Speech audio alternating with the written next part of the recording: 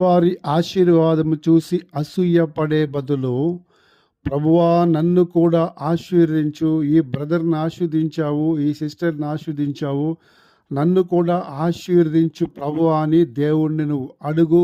దేవుడు నిన్ను కూడా ఆశీర్వదిస్తాడు, నిన్ను కూడా దీవిస్తాడు.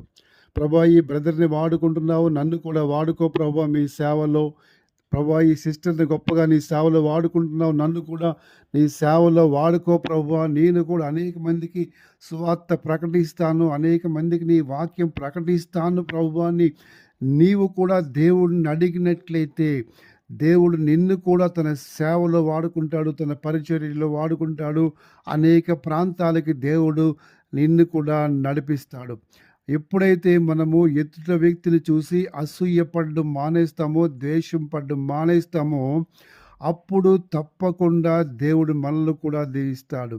సో మనము ఎదుటి వ్యక్తిని చూసి అసూయ పడే బదులు, బాధపడే బదులు, ద్వేషించే బదులు, అతని గురించి ఆ సిస్టర్ గురించి అనేక మందికి మనము చెప్పే బదులు, అదే మాట మనం దేవుడితో వెళ్ళి చెప్పి, ప్రభు అతను ఆడుకుంటున్నావు, అతని సేవలు గొప్పగా మీరు నడిపిస్తున్నావు ప్రభు, అతను దీవిస్తున్నావు, ఆశీర్దిస్తున్నావు తండ్రి.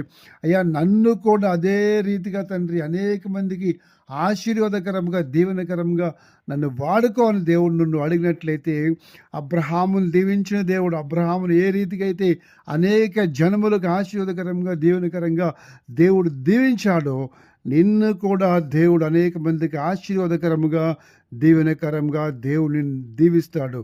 God bless you. దేవుడిని దీవించును గాక. ఆమేన్.